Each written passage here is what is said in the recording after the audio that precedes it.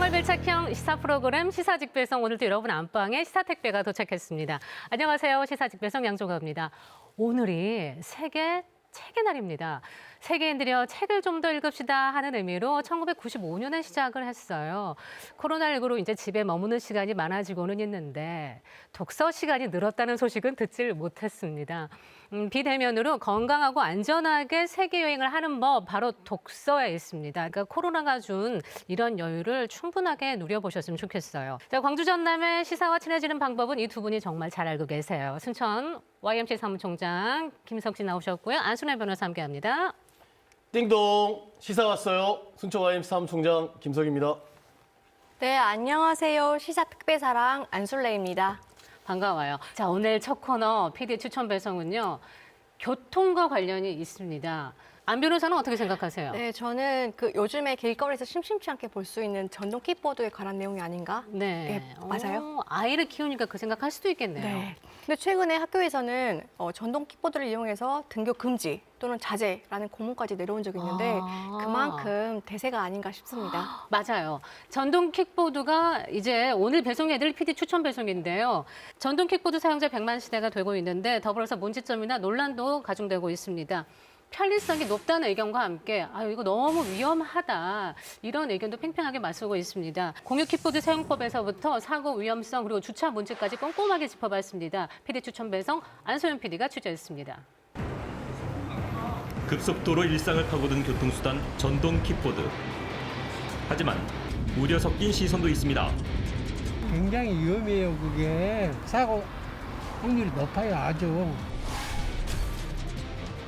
안전수칙을 무시하기도 하고 운전 미숙으로 순식간에 사고가 발생하기도 합니다.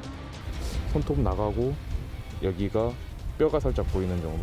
이렇게 크게 사고 날 줄은 몰랐는데 사고 나고 나니까 이걸 좀 위험하구나. 전동 킥보드 100만 시대. 편리한 대세 아이템인가, 도로 위의 무법자인가, 그 실태를 취재했습니다.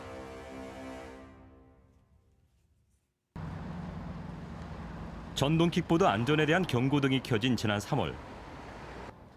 날이 풀리면서 이용자가 급증했기 때문인데요. 대학교 곳곳에 전동 킥보드들이 쉽게 눈에 띕니다. 특히 대학생 등 젊은 층이 애용한다는 공유형 전동 킥보드. 언제 어디서든 쉽게 대여할 수 있고 1,000원 안팎의 기본료에 분당 150원으로 비용이 저렴하기 때문입니다. 학교가 넓다 보니까 그 건물마다 이동할 때 빨리 갈 수 있어서 그래서 이용하고 있어요. 예약을 안 해도 되고 그 자리에서 바로 쓸 수 있는 점이 되게 편한 것 같아요. 힘들지도 않고 오르막길 같은 데도 이제 금방 잘 다니고 하니까 그런 점이 편해서 좋더라고요.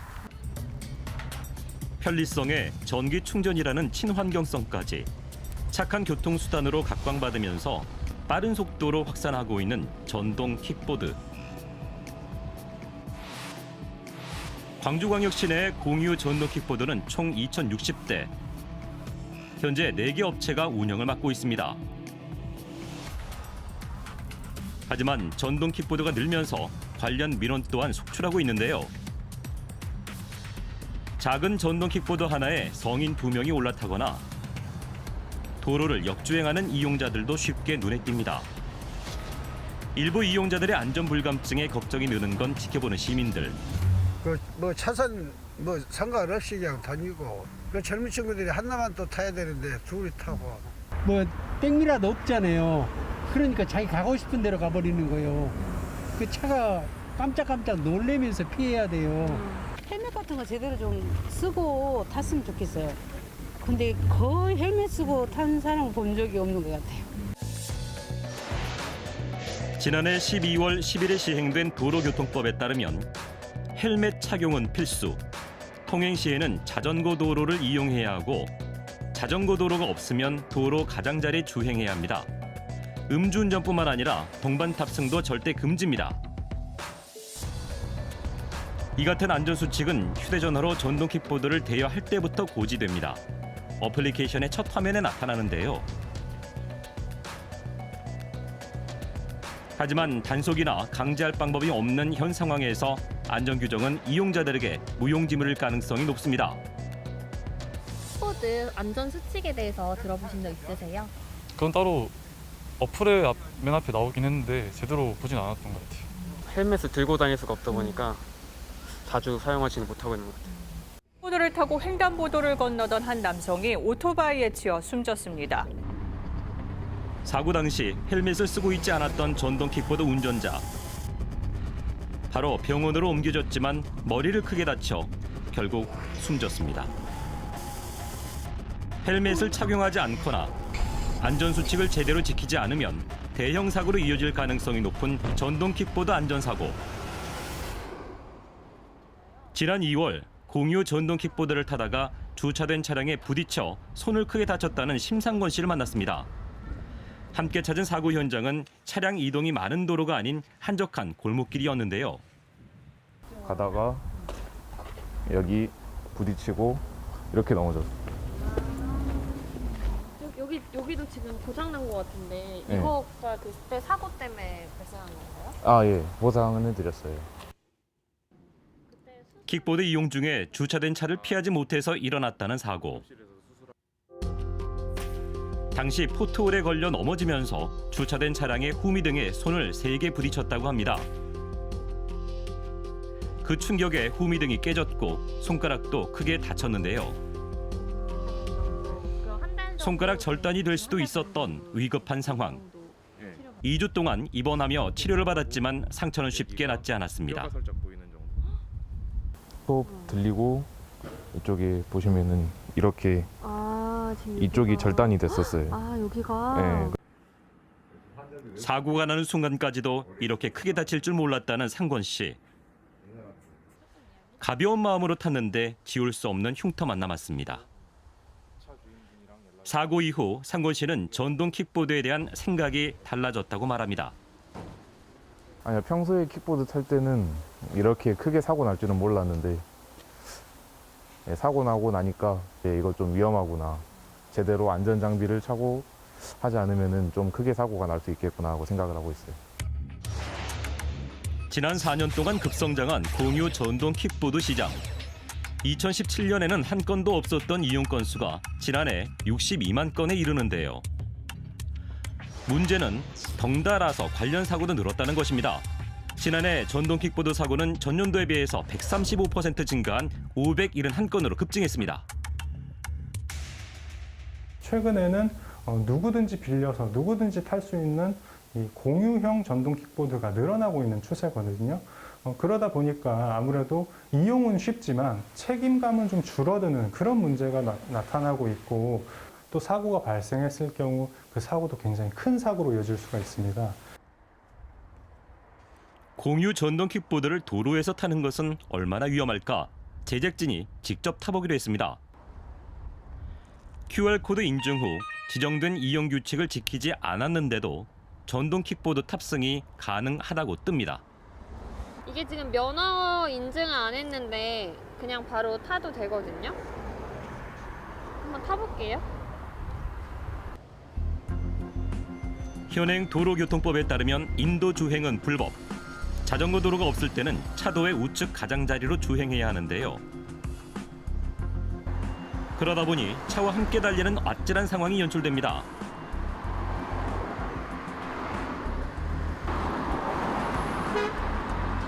갓길에 차를 세워야 하는 버스나 택시와의 충돌 위험도 있었는데요.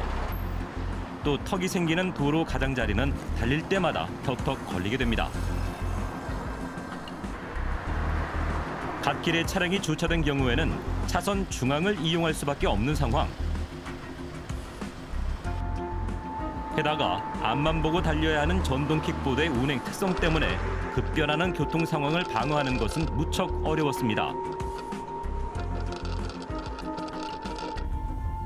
예상보다 어려웠던 전동 킥보드 도로 운행. 이렇게 도로 갓길의 경우 포장되지 않은 부분이 많아서 킥보드가 휘청거릴 때도 많았고요. 제가 한 바퀴를 쭉 둘러보니까 차들과 같이 달려야 하다 보니 위험한 상황도 많았고 옆에 차가 지나갈 때 많이 무서운 순간도 많았습니다. 규정을 지켜도 100% 안전을 보장할 수 없기 때문에 교통사고의 위험은 늘 존재하는데요. 전동 킥보드 역시 마찬가지였습니다. 그렇다면 사고가 발생하면 처벌이나 책임은 어떨까? 전동 킥보드 사고 처리 경험이 많다는 교통사고 전문 손해사정사 양혜일 씨를 찾았습니다. 반드시 통행을 했어야 됩니다. 그는 전동 킥보드는 이륜차에 속하기 때문에 자동차와 동일하게 처벌된다고 설명합니다. 그래서 이거는 법률적으로 말하면 통행 구분 위반이에요. 자기가 가려고 하는 방향이 이제 뒤로 들어왔기 때문에 법적 처벌은 이게 중앙선 침범하고 동일하게 처벌이 되는 것이고요. 과실로 말씀드리면 요거는 100대 0이다. 그러니까 100이 킥보드 운전자가 됩니다. 여기가 이제 인도예요. 편도. 직접 보상 처리를 했던 사고 사례를 통해 사고 시 전동 킥보드 운전자가 감당해야 할 책임에 대해서 설명해주는 양혜일 씨.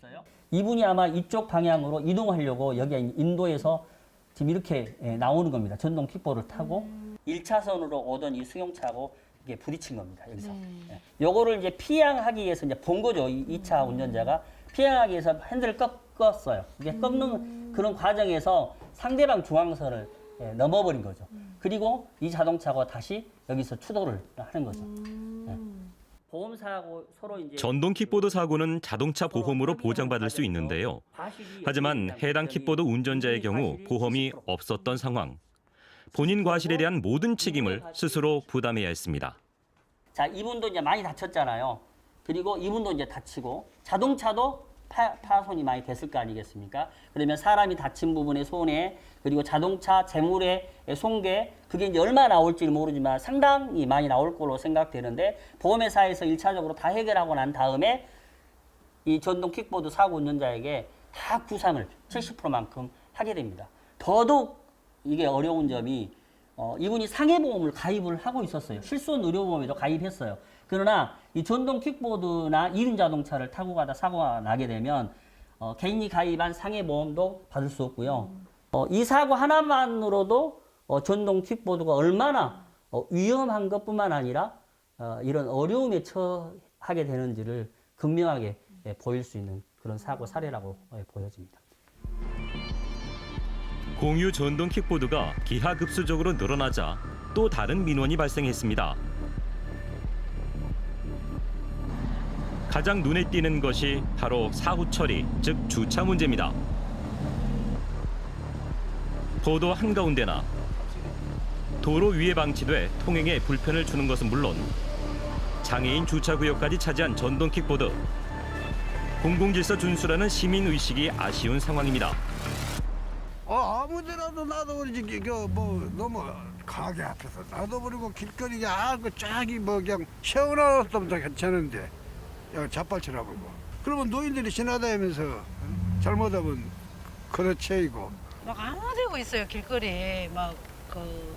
시내버스 이렇게 승강장이나 도로에 아무 데고 있어갖고 좀 너무 질서가 없는 것 같아요. 현행 공유 킥보드의 주차 원칙은 지정 주차 구역 준수. 제작진이 직접 주차 시스템을 점검해 보기로 했습니다. 여기가 주차 금지 구역인데 그 위 조금 위에 세워놨거든요. 한번 종료를 해볼게요. 주차 구역이 아닌데도 주차가 가능하다고 뜹니다. 주차 사진을 찍으라고 했는데 한번 그냥 아무거나 찍어볼게요. 전동 킥보드가 아닌 허공을 찍었는데도 주차 완료. 이용 금액이 결제되면서 포인트까지 적립됐습니다. 그렇다면 차도 위에서도 주차가 가능할까? 지금 여기가 길가인데 길가에 한번 그냥 주차를 해보도록 하겠습니다.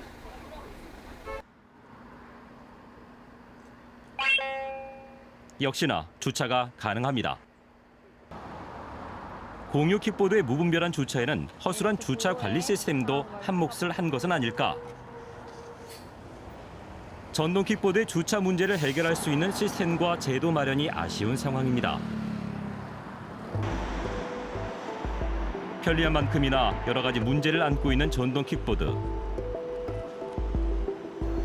전동 킥보드 이용 1세대라 할 수 있는 대리운전 기사들은 전동 킥보드의 안전성 등의 문제는 이미 예견된 것이라고 말합니다. 대리운전 기사들은 전동 킥보드의 사고 위험에 얼마나 노출돼 있을까? 우리는 수소문 끝에 다수의 킥보드 사고 경험을 가진 대리운전기사 정형우 씨를 만날 수 있었습니다. 쪽에서 이제 문화전당 방향으로 직진을 하고 있었습니다. 전동 킥보드를 타고요. 근데 반대편에서 오는 차량이 직진 신호에 가던 저를 보지 못하고 비보호자연으로 들어오면서 차량 정면하고 저희 이제 왼쪽 신체하고 이제 킥보드가 충돌이 돼서 이렇게 바닥에 넘어졌었고, 지금도 팔을 이렇게 드는 것까지는 관계없는데 특정한 동작을 취할 때 잠시만요. 아, 이게 지금 이렇게 걷는 게 힘드신 거구나.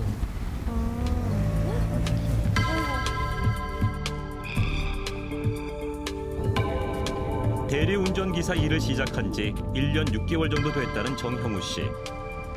지난해에만 전동 킥보드 사고를 무려 3번이나 당했는데요. 하지만 대리운전 기사들 사이에서 이 전동 킥보드 사고는 비일비재한 일이라 그냥 넘기고 말았다고 합니다. 전체 대리 기사들 중에 80% 이상은 이 킥보드 또는 웹바이를, 그러니까 전동 기계를 이용을 하죠. 짧게는 일주일, 길게는 한 달에 항목격으로 기사들의 사고 소식이 올라옵니다. 비교적 경미한 사고들이 많지만 간혹가다 큰 사고가 발생해서 한 2달에서 4달 정도 입원할 정도로 큰 사고가 났던 기사님들도 계시고요. 다 피멍이 들어요. 마지막 사고 이후 8개월이 지났지만 아직도 가시지 않는 그날의 충격. 피멍은 사라졌지만 그날의 공포는 가슴에 남아 정형우 씨는 매일을 불안감 속에서 살고 있습니다. 차량이 정말 무섭다는 것을 좀 많이 느꼈고요. 지금도 늘 긴장하죠. 차량이 이제 쌩쌩 달리는 도로는 가급적 지양하는 편이죠. 끊임없이 증가하는 전동 킥보드 이용자. 하지만 제대로 갖춰지지 않은 전동 킥보드 안전제도. 도로 위에서 모두가 안전할 수 있는 방법을 이제는 찾아야 할 때입니다. 이륜 자동차하고 또 다른 것 같아요. 이륜 자동차 같은 경우는 상당 기간 동안에 보완을 계속 해왔지 않습니까? 그런데 이제 전동 킥보드는 우리나라뿐만 아니고 전 세계적으로 급박하게 지금 유행이 된 그런 이동 수단이기 때문에 보완이 좀 제대로 다 안 되고 있는 것이 현실이고요. 그렇기 때문에 제 개인적으로는 요거 좀 법이 좀 개정돼야 되지 않겠는가.